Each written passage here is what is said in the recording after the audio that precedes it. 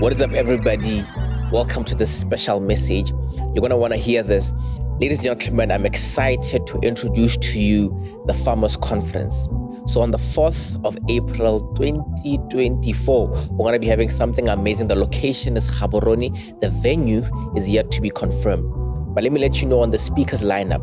On our speakers, we have Mr. Thapelo Olopeng, a well-versed farmer, an arable farmer, and also a livestock farmer who'll be taking us through how to start from grassroots and to get into commercial. Somebody that has been in the space for many, many years will be giving us his wealth of experience and wisdom. So you don't want to miss this. We'll also have Mr. Kenneth Mpipi of Rosemore Boer Goat Farm, who will be taking us through how to start boer goat farming with low investment. The tickets for this event are 400 Pula Elibet ticket, 500 Pula single ticket, 900 Pula double ticket. Make sure to secure your tickets as we only have limited seats for this event. See you at the Farmers Conference. Mediocrity is a very, very dangerous condition to be in because you're going to up presumably spending 85 years on this planet, 100 years on this planet, and literally the day we bury you is the day we forget about you. And what kind of fate is that? Your question was, what do I think about mediocrity and how do I fight it? I think you fight it by hating it and getting away from it. Action, massive action, being engaged, being focused. Every seminar that you can attend, you must attend. Every workshop that you can attend, you must attend. Every motivational talk that you can attend, you must attend so that you can keep growing. You cannot achieve entrepreneurial success without developing grit. Grit. Ladies and gentlemen, welcome back to the show, Mr.Mogobe. Yes, sir. Yeah. Welcome back. Thank you. It's How good are to- you doing? What is up, everybody? Welcome to Deep Dive Sessions. My name is Mpho. I'll go with the shows to bring you and I in proximity to the people and ideas that will show us that it is possible and it can be done and eventually help us achieve on our dreams and on our goals. Today we have a special guest. We're having a part 2, a show favorite. We have an author, a seasoned entrepreneur, and a astute lawyer. We have a man in the real estate space, a well-rounded entrepreneur. Ladies and gentlemen, welcome back to the show, Mr. Mogobe. Yes, sir. Yeah. Welcome back. Thank you. It's How good are to, you it's doing? good to be back. I'm fantastic. I'm on top of the world. Yes, Thank you. sir. Thank Yes, you for sir. inviting me back. Yes. Definitely, we're going to have a part 2. I Yes. mean, look at the book.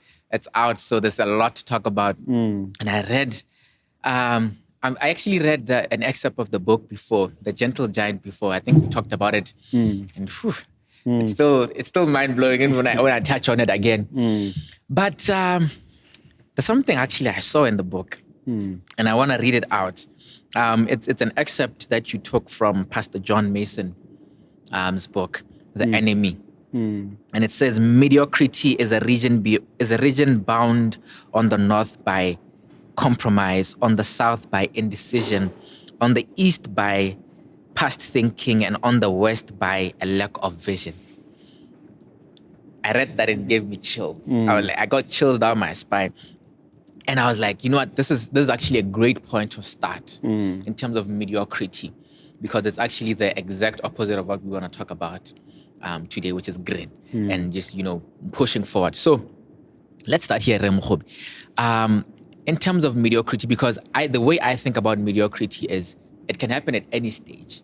You can be a beggar as a mediocrity, and you can be at a billionaire stage, and you can fall into mediocrity. It's something you have to fight on a day-to-day basis. So talk to me about how you as an individual have looked at the concept of mediocrity and how you try to fight against it. Yeah. Pastor Mason, in that quotation that you cited, is drawing attention to the danger of being average. Yes. The title of the book is The Enemy Called Average. Yes. Which is the tendency to just be in the middle, to blend in. Yeah. One of the nuggets that incidentally, how I came to this nugget thing, Yeah. is from that book. And one of the nuggets that he touches on is that his least favorite color, in fact, the color he hates, is beige, because it's you're blending in. You are not. It's just in the middle. Yeah. And I also look at the Bible that, in the book of Revelations, the good Lord says He's going to spit us out if we are lukewarm. Yeah. At least if we are, hot or cold, Yeah. we make a decision. Yeah. So the condition of being lukewarm is the worst condition to be in. So mediocrity is a very, very dangerous condition to be in, because you're going to up presumably spending 85 years on this planet, 100 years on this planet, and literally the day we bury you is the day we forget about you. Yeah. And what kind of fate is that? What kind of miserable life is that? So I'm very much anti-mediocrity. I'm very much anti the idea of being average.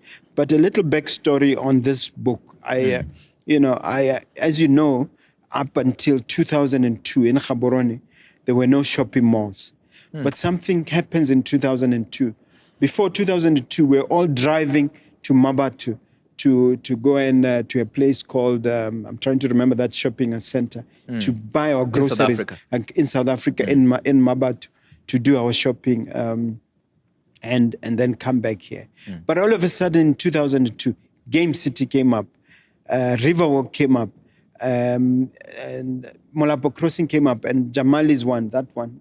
All four came up, and everybody was saying at the time that this is terrible for the country. For them to come up at the same time. At the same time, who's going to go there? And the funny thing is that within a month, the malls were all full. Yeah. Where did the people suddenly come from? Yeah. But here's the important part. During that time, I walked to Molapo Crossing, and I found a bookstore there, and I picked this book. I was buffeted this side and that side by problems. I was a bit down. That was the time when I was in the middle of, or coming towards the end of my case with the Law Society. And I was really down, and my weight was, I was this big, and I think I probably had one or two houses to my name. I wasn't doing very well. I didn't consider myself to be successful by any stretch of the imagination. Although I was fighting to be successful, I was trying to make a difference. Yeah. So I just stumbled into this bookshop. It's a Christian bookshop at Molapo Crossing, and I can't remember the name of the book. And then I stumbled across this book, Enemy Called Average. Then I read the back of the book. I went through the book. You were captured. And then I was captured. I think somebody had to tap me on the back and say, to say, are you paying? What else is going on? And then I paid for the book, and then it's one of those books you grab. It's pretty much like my book. You grab it, you don't stop until, and I'm not exaggerating, people have told me this, until you finish. So, and then it impacted me so much that 10 years later, when I had a mentee by the name of Precious Gondwe, at the time she was called Precious Masuku, I gave her this book.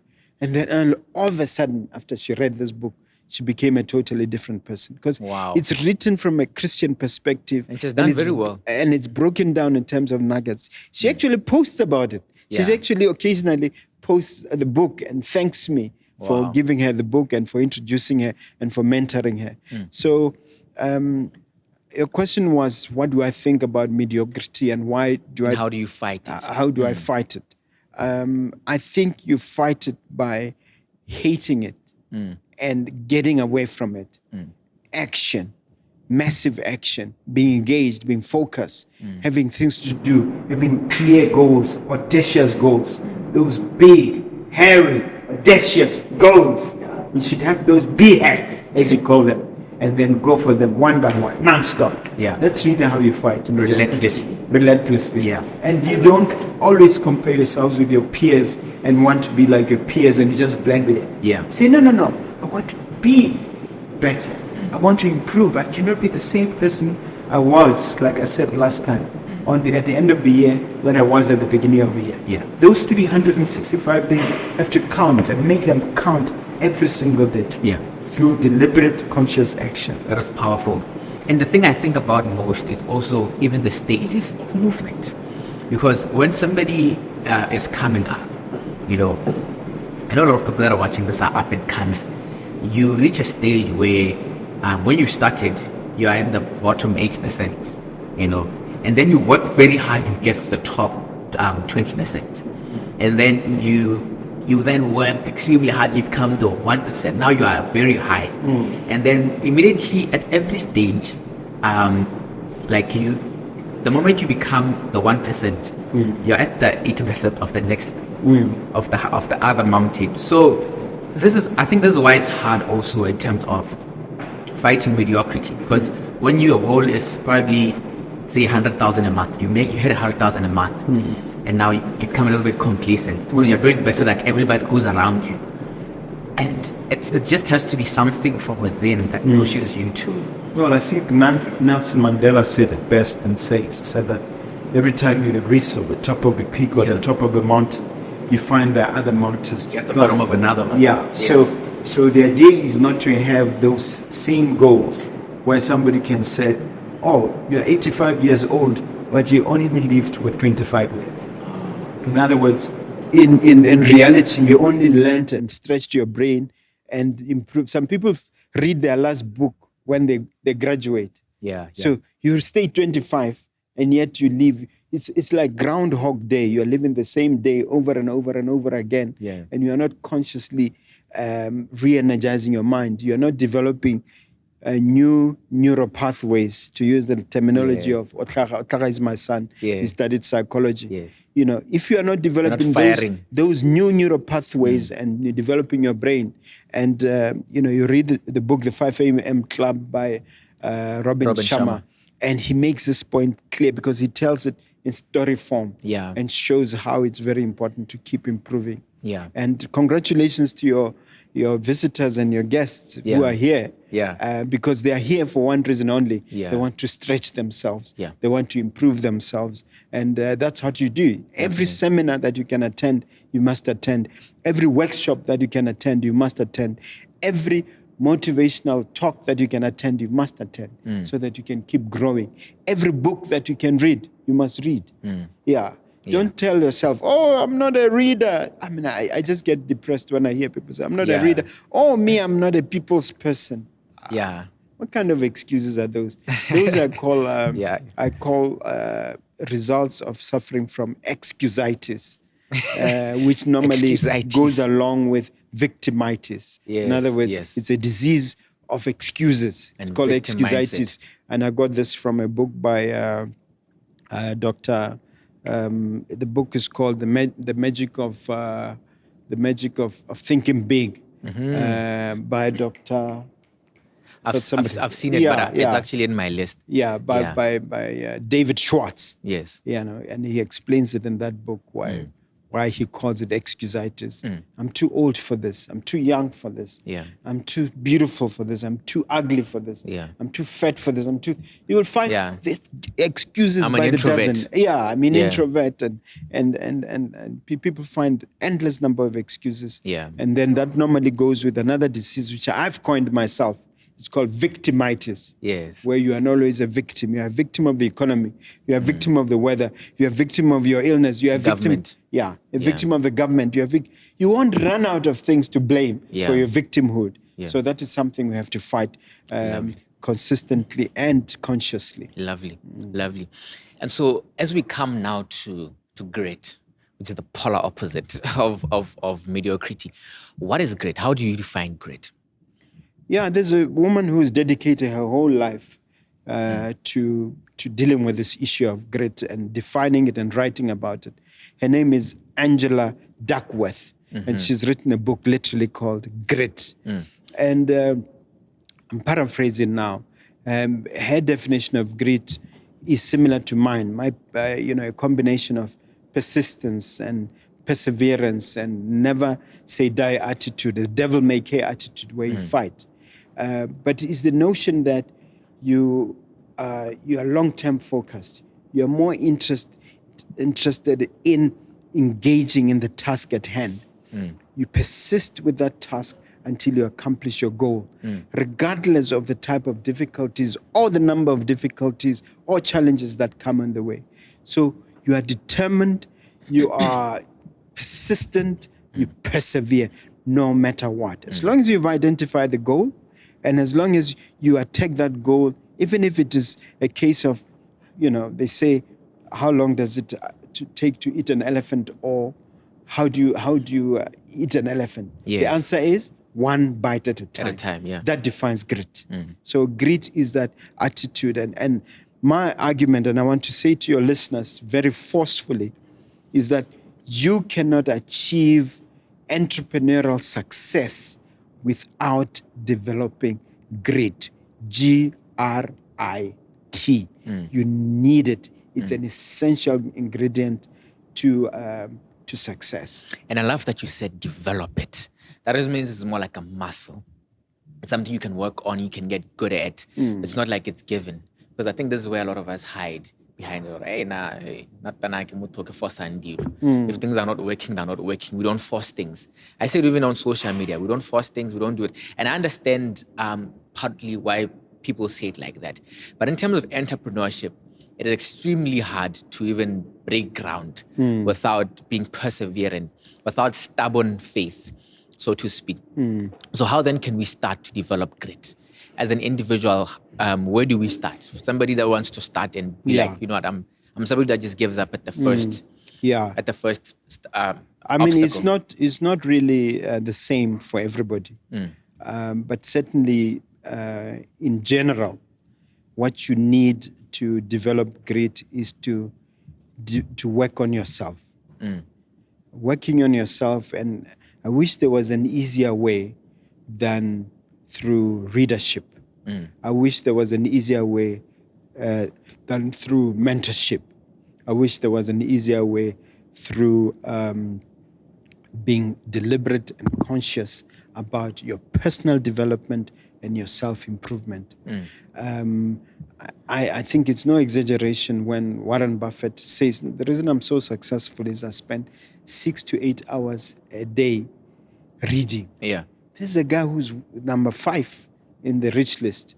And the guy, there's another gentleman by the name of Bill Gates who says he takes reading vacations. Yeah. And he spends a substantial amount of time just learning and reading. And of course, as you read, you apply. So to me, the basic requirement for developing grit is to read in your area of specialization.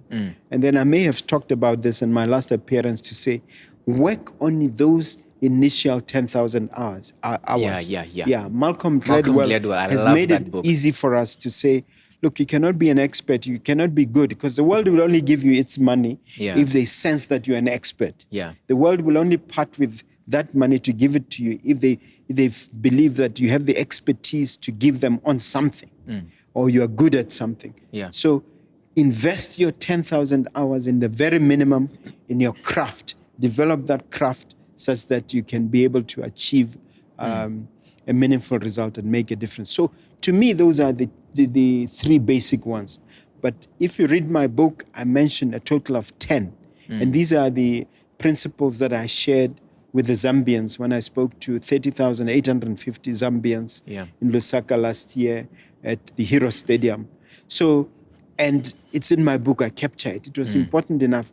I had just finished writing my book, but I felt something is missing. Something is, after this, I crystallized these 10 points to say, this is how I've been successful.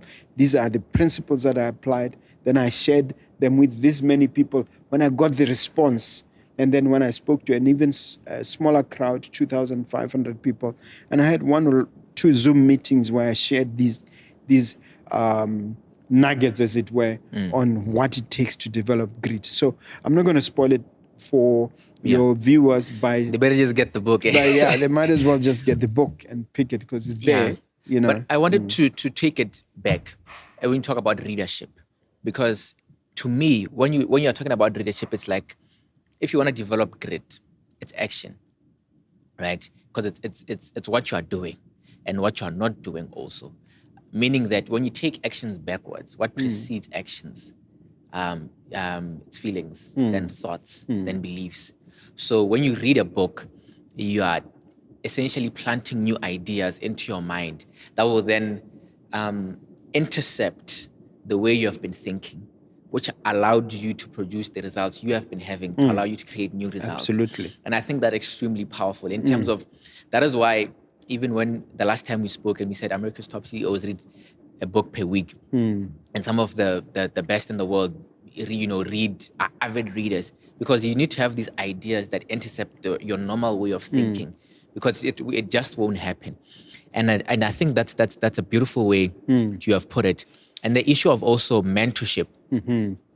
This is a way I think a lot of people also want to learn. A lot of people are wondering, how can I'd like to get mentored, I'd like this and like, how then can they go about getting the right mentor? Because also it's not just about finding anybody. You need to find somebody who kind of fits what you're looking for. So this is something that I've thought about a lot. In fact, 4 years ago, I posted a video specifically on how to find a mentor.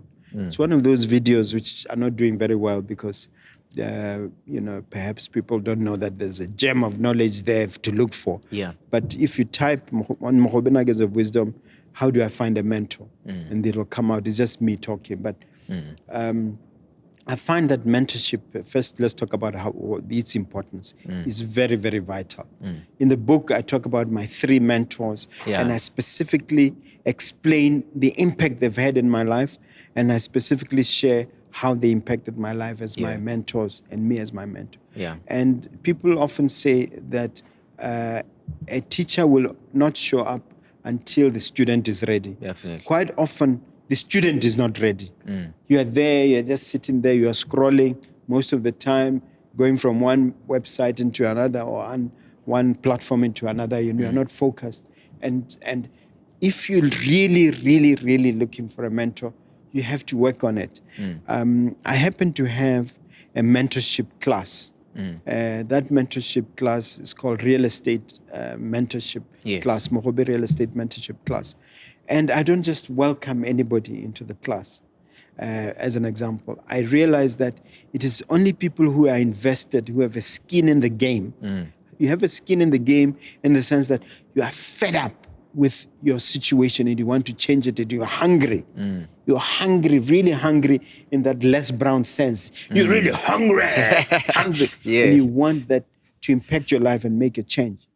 So, and I ask people to make a nominal contribution, which I can't discuss here, make a payment to show that they're really determined, they're invested. And then you will see, sometimes I start with, say, 25 people, but then I graduate only about 10 to 15. And I'm happy with that.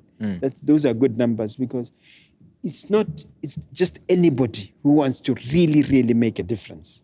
Let me tell you a little story. A story is told of a dog that is sitting on a nail.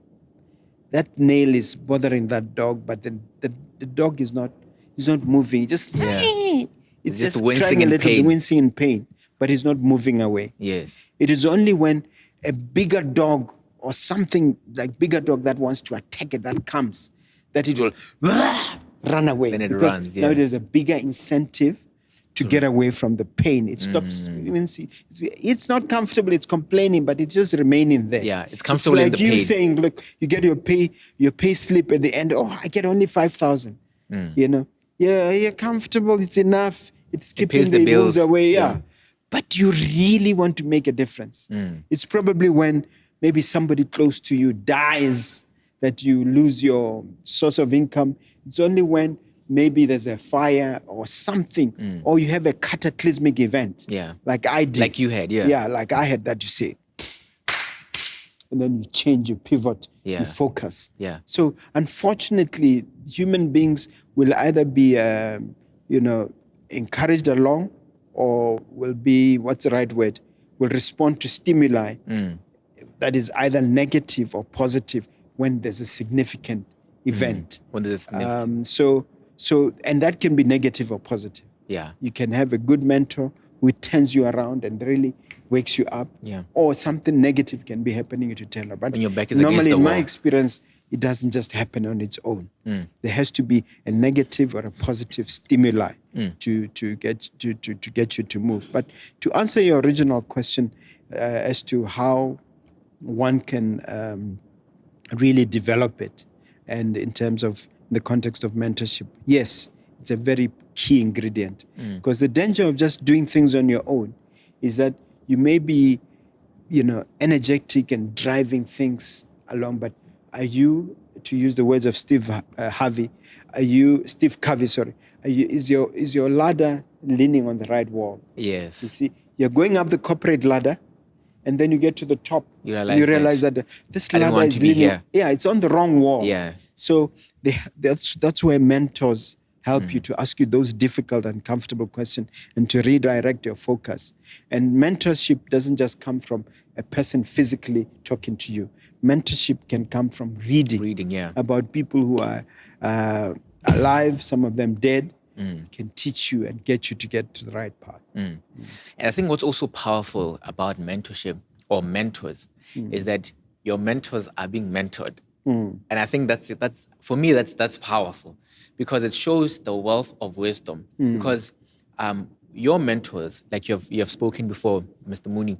Mr. Mooney, Mr. Jamali, and I was with Mr. Jamali yesterday. Yeah. And I was peppering him with questions. Look at that. So your mentors mentored you. Yeah. And then But I'm still you are bringing getting- their wealth of experience and you're mentoring other people with that cumulative experience. And I think that's extremely powerful because it's now exponential. And It's that's now the way it more of should be. That's the way it should And be. mentors are being mentored. And this is where I think for most people, I think this is where we don't really get it because we think that we're going to succeed just by ourselves.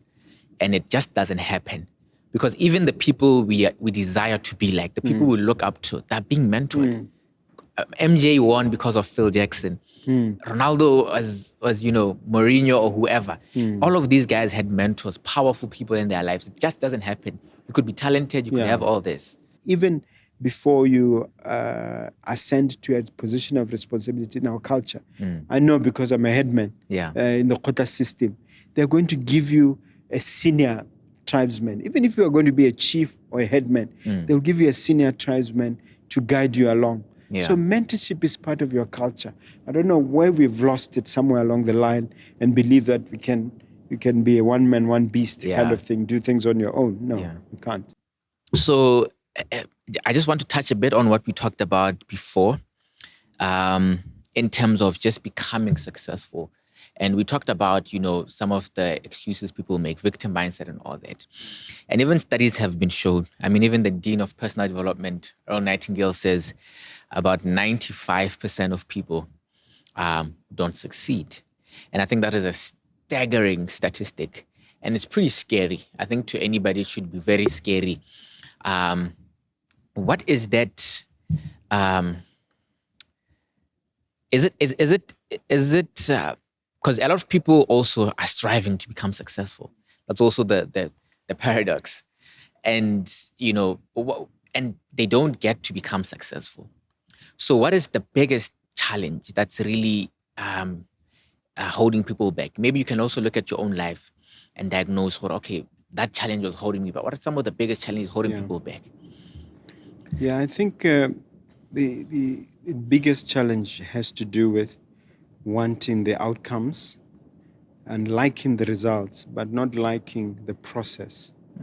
In other words, the process is unpleasant. Sometimes it's painful. Sometimes it's not fun. Yeah. A lot of the times, actually.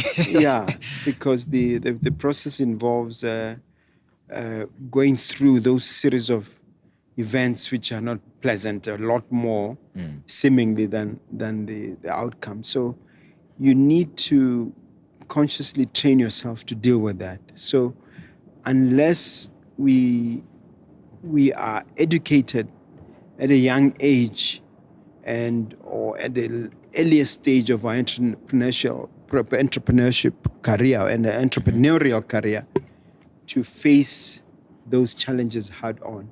And not just to focus on the outcomes and the results. There's a saying, don't just fall in love with my results. Also, try and fall in love with my methods. This is the challenge we have as mentors a lot, is to convince the mentees that you have to go through those seemingly uncomfortable and seemingly silly steps. Why should you have a daily routine? Why should you read on your craft every day? Why should you answer every phone call and go back on every client? Why should you go the extra mile all the time and do these repetitive somewhat boring, sometimes not so sexy things? Why should you avoid going to the bar every Friday with your friends? Why should you have the discipline, especially when you are starting, to say, come on.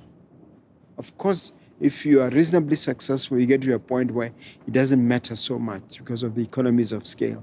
You can afford to maybe go out once or twice a week. But when you are starting, honestly, you can't. You can't afford to go to Black and Ayoba. that you can come once a month, that's fine. But you can't afford to be there all the time. And you have to also, saving, because also even the money, you have to keep putting it back, putting it into your education. Because the thing that makes the ultimate difference is the D word. The D word is discipline. Do you have discipline? Are you prepared to be consistent and reliable, not just to others, but to yourself? The promises, are you keeping the promises you made to yourself? You have to keep those promises first, in as much as you have to keep promises to third parties and other people. Keeping the promises that you've made to yourself, that is crucial. Crucial. I don't know how to emphasize it more strongly. I think that's also what builds the confidence in yourself. You're able to bet on yourself and know that if I told myself I'll wake up at 4 a.m. and I'll do this, I will do it. Absolutely. Because then if you don't have that, you're toast. And I must say, based on my conversations with a lot of entrepreneurs on Mogobe Nuggets on Wisdom, I see a change. It's like changing the direction of an ocean liner. It's not going to be overnight. It's going to be that microsecond of a degree, so to speak. That tiny little, the ocean liner is eventually changing direction. In the context of, what President Masisi calls the mindset change, changing. Yes. I'm seeing the change. It's just that it's not registering. But given the number of people who are just going out there, making a difference and tackling those challenges and going forward, rugged entrepreneurship, rugged individualism, going out there, wrestling with those alligators, so to speak, in terms of challenges, instead of just messing with the lizards, to use the expression by what's his name, that revolutionary in South Africa, Malema. No, I'm wrestling with alligators here. Don't talk about lizards. So people are doing that. People are really grappling with big challenges in terms of entrepreneurship and making a difference for themselves. That is lovely. And so in the book, you talk about blissful childhood. I want us to go back to your childhood because I don't think it's a story that a lot of people know also. And a lot of people also, because even psychologists say maybe by the time you are 12 or so, you've learned about 80% of like that memory bank is there. So childhood plays a big role, but it's also a place where it's a crutch for a lot of people because their childhood was bad. So then it trickles down into life. But you also had challenges growing up and all that. And you've spoken about them in the book. So walk us through some of them, your childhood and what really made the man we're seeing today. I call it blissful, but it's childhood, but it's a bit tongue-in-cheek because viewed with the lens of today. Some people may say, I was a victim of child abuse. Some people may argue that meeting your father for the first time when you're already 10 years old, you miss those precious 10 years with your dad. And then, also being subjected to that thing of walking long distances to Makatanyani and back to Matsakhang. People will read it in the book, going those long distances. At the time, Rona, me and my nephews at the time, my cousins at the time, we enjoyed it. We didn't think we were being persecuted or we were being abused, but we enjoyed it. But it was that idea of going long walks. And when I visited my sister from Extension 2 right up to the Broadhurst at the end there, I would walk. But I would walk whistling, thinking that It's fun. Yeah. And so many other instances that people will pick up on the book. So it was blissful in that sense, because I thought that is the way it's got to be. Yeah. That's a way life. That's a way how of it's supposed life. to be, yeah. So that's how it's supposed to be. So it was challenging. It was tough. The Moraka situation was it's fairly tough. Thinking about it now, when I just go with my sons for half a day to Morakeng, and the sort of responses they have, Yeah. and how they behave is very different from how it was for us. So it was blissful in that sense. I think it's powerful because it's not really what happens to the person, but the frame of reference or the story they create about that experience. Yes. Which makes it either something that was meaningful or hardship or whatever. So when you explain it also, that it was just bliss, the people say, what do they say? What's the saying? Do they say innocence is bliss, something like that? Yeah. Yeah, when you don't know. Ignorance is bliss. Ignorance is bliss, yes. Ignorance is bliss. When you don't know and you're just, know, going with it and you don't think it's a problem until somebody plants that idea that this is a problem. That's when you start to look at it. I like the way, I think it's John Maxwell deals with this issue when he defines the word responsibility. He says, if you break down the word responsibility, it talks about ability to respond, responsibility, ability to respond. So a mark of true responsibility is the ability, which is also in responsibility, the ability to respond. So you tell yourself how to respond to challenges. That is the deciding factor. You can decide to respond in a negative way. You can decide to respond in a positive way. So the mark of responsibility is the ability to fashion your response in accordance to what suits you the best. It's almost like you are a watcher, You are the watcher, you are watching your circumstances, and you are picking and choosing what is the best response to this situation. You must allow yourself time to, as a watcher, to decide. Eckhart Tolle, in the book The Power of Now, defines it very beautifully, that you are responsible.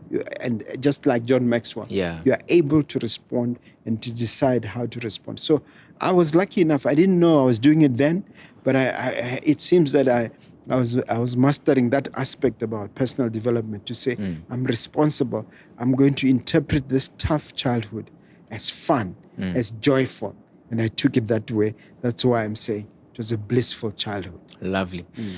And then you go up varsity, you start the law practitioner, and you were very, even in the growth, it was quite aggressive. It was, you were out there.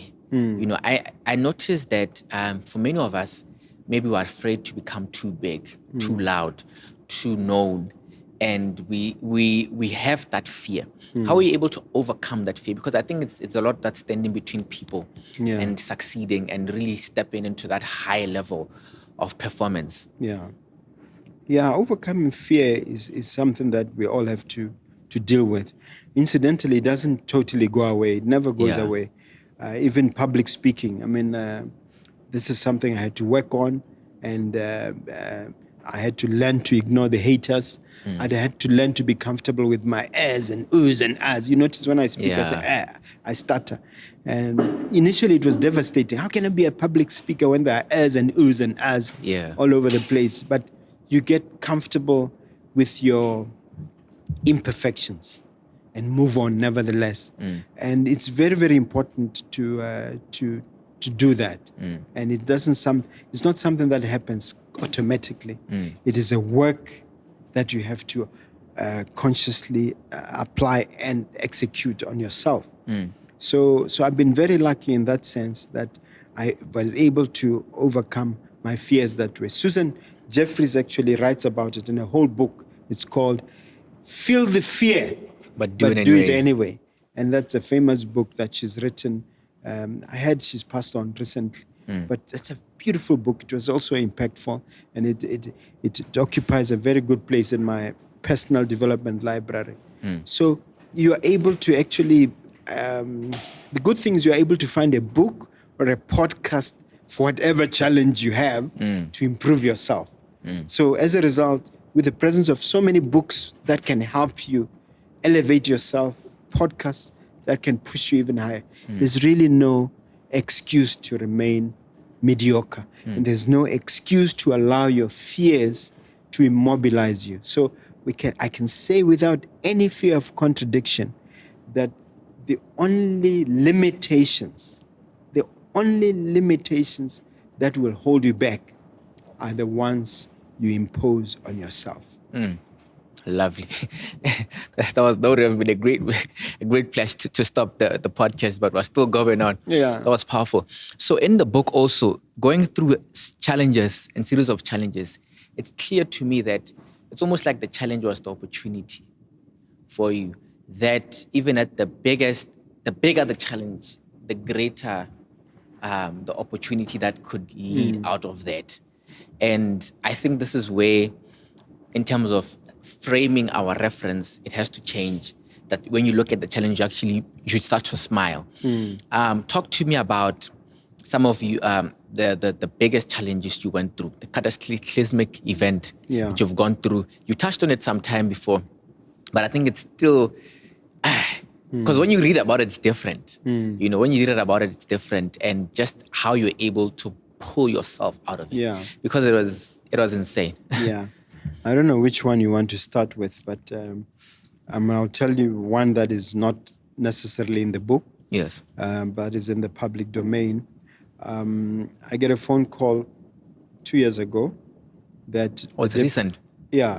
Deputy Sheriff has just about to auction one of our properties. I won't mention the place. And that, you know, all the processes have been followed. The hammer is falling down. One of our big properties. And the immediate inclination, I tried to stop it. I had only 30 minutes. I tried to talk to the sheriff. He wasn't listening. And bang, the property is gone. Okay? Now I talk to my people. I say, look, we have a situation here. It's cataclysmic. We've lost a massive property that we invested on. I talk to some of them are lawyers, some of them are experts. They say nothing can be done. But one person out of this group said, Mr. Mogobe, you know the law. There's something wrong somewhere. I don't know what it is. There could be something wrong this is so unfair. How can you lose a property of this magnitude within a space of 30 minutes? So we had to go into what I call beast mode. Yeah. Which means that you don't sleep, which means you do all the research that you need to do. Go into the library, you go into the internet, you burn the midnight oil. You research, you work, you take everything, you analyze it, and then once you've analyzed, you reanalyze it. And you just get into that beast mode. The idea is just you are focused. You want to reverse this outcome. And indeed, I was able to cancel all my appointments, set aside 2 weeks in my busy schedule, and go to the High Court in Francistown. And appeal. And deal with that matter.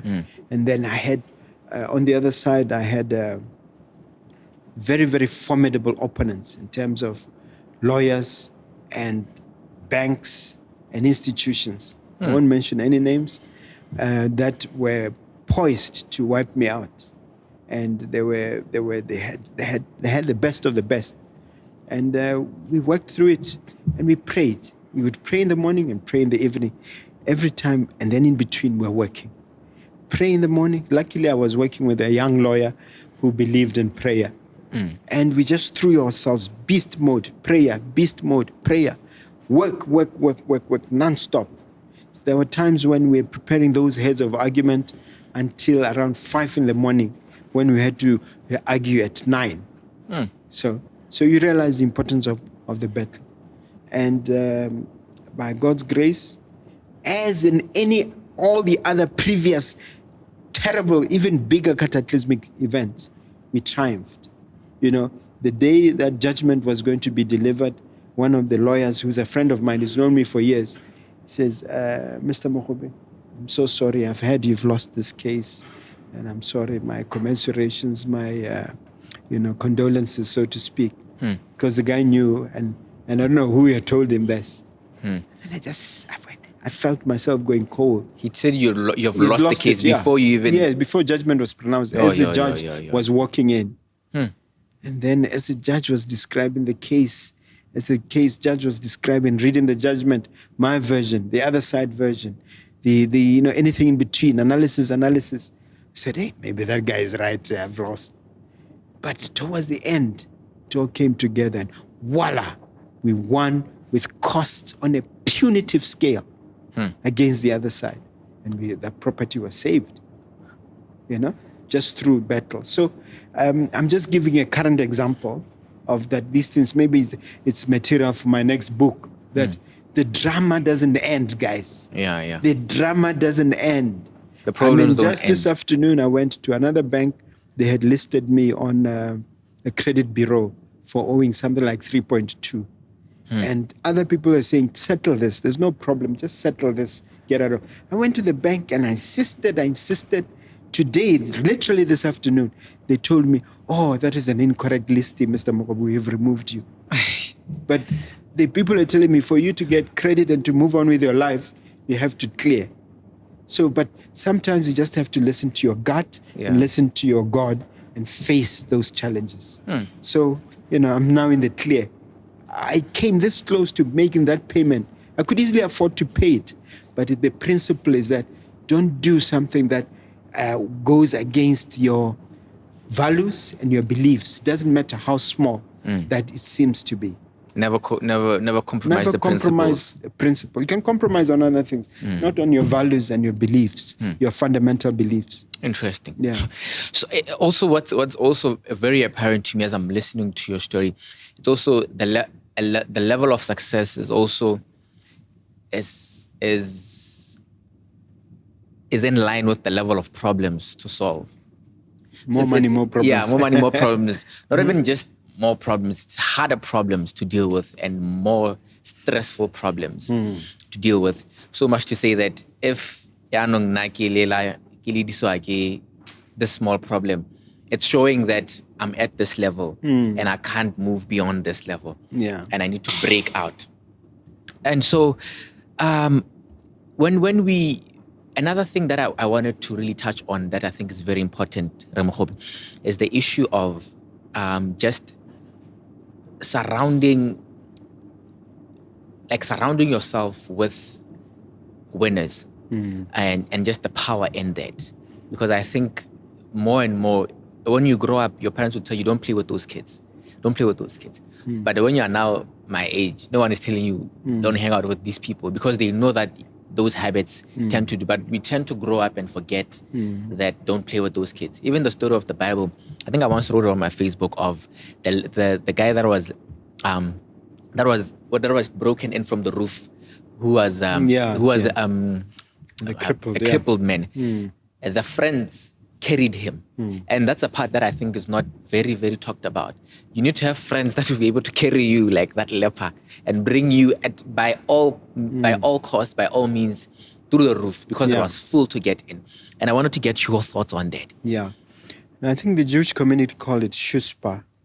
And there's a similar parable that Jesus talks about where you knock on the door for your friend to get some bread at midnight. And I think Martin Luther King Jr. preaches beautifully about it. And I like listening to these powerful preachers preach, where you have what is known as shameless audacity. Yeah, the Bible uses the word shameless audacity. I think that's the King James Version. That friend... the Jews call it shuspah. That courage, that guts to do extra. And some cultures have a word for it where you are shameless in your audaciousness, because the real kind of determination that opens doors is that level. Where in the story, we're told that this friend came 12th, and you knocked and said, no, I have a visitor, he needs bread. Wake up. Yeah. And then you are in your bed and say, I'm sleeping with my wife and children. Why are you coming in the middle of the night? Why are you disturbing me? Boom, boom. He keeps hitting the door. And he hits it until you open. Yeah. What you going to do? You have because to you can't open, sleep now. Otherwise, you won't sleep. Yeah. And there are some institutions, banks, CEDAs of this world, the NDBs, whose very existence is to assist you. But quite often, we meet low-level employees or we meet people at different levels in those institutions where you get the distinct impression that they want to block you. You need to be shamelessly audacious and persistent. It goes back to grit and making sure that you get what is due to you. So if you have that tendency, on your 16th attempt, when you're going to get your results on your 17th, perhaps on the 34th or 35th, the question is this thing due to you? And what do you feel in your guts of guts that is this yours for the taking?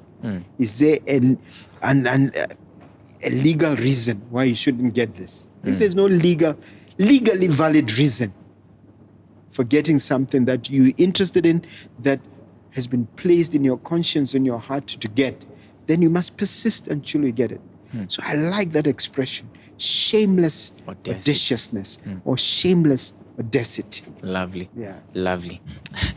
So my last question for you is this. Where are we seeing the future now in terms of where you're going? Can you just give us a few tips, a few nuggets in terms of the future and what we should look out for now in your life? We live in the time of AI where we are mastering it. I was in Cape Town a couple of weeks back and we met a guy who wrote a beautiful book on AI. And you read that book, you see that we're just at the tip, we're at the cusp of a beautiful, wonderful future. So I see a brilliant tapestry of activities in the entrepreneurial space that is coming up. I had a conversation with His Excellency the President. I interrupted my vacation to meet him, by the way, at BDIH, Botswana Digitization and Innovation Hub. Yes. And he's just as excited as I am. At least that's the impression I got about the future in terms of what we're at the cusp of. It's almost like we're about to explode as an economy, as a people.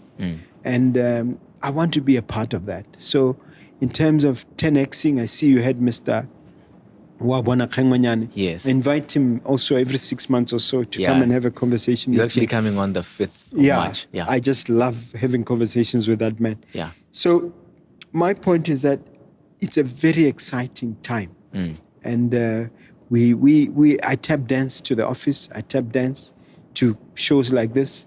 I want to be part of this new, emerging, wonderful future that I see. So we are currently working on, refinancing our portfolio and then building bigger structures. We just finished in Kanye. We're starting another one. We just come into Gaborone to do a 72-unit complex. We're also growing in the speaking space. I have a full-time public relations officer who's organizing my gigs now and arranging for me to talk to people and to also market our product as a whole, Mogobe Incorporated Group, and really touch hearts and touch minds and be part of this mindset change, at least from an entrepreneurial perspective, and to be part of it in a fairly aggressive way. So I see a future that is beautiful, that is emerging. And I just hope I can come and meet you at least once a year and talk about it, and share it with the people through this medium. And I would like to take this moment to encourage even those who are here. Yes, go ahead. Create content, guys. The future and the present is about content. Yeah. You are not doing anything until you post at least one piece of content a day. I shamelessly post 5 or 6 pieces of content a day, and that's the reason you're here. Because you've received some value. That's the reason someone is interested in our property. That's the reason we even met. Yes, that's the reason we met. So you cannot immunize yourself from the digitization age. Please embrace it. Please grow grow your Facebook page, grow everything. If I can get to 175,000 followers and subscribers across all platforms without even trying at my age, why can't you? There's no reason why you can't accept you are stopping yourselves from doing so. So that's my 2 cents on the subject. Lovely. Lovely. Thank you guys for watching this episode. We really hope you enjoyed it and learned something new. Deep Dive is dedicated to bringing you the most comprehensive and engaging information about business, personal finance, and personal development. Make sure to hit that subscribe button to stay updated with all our latest content. If you like this video, give it a like to show your support and help us reach a wider audience. And don't forget to share this video with your friends and your family who may be interested. Sharing helps us grow our community and connect with like-minded individuals. Leave a comment below and give us your biggest takeaway on this episode. If you're interested in being a part of our live studio audiences, make sure to register for the next show. Can't make it to the show? No problem. Check out our Patreon page to watch the full episode and get exclusive access to more great content. Thank you for watching, and I'll see you in the next episode of The Deep Dive.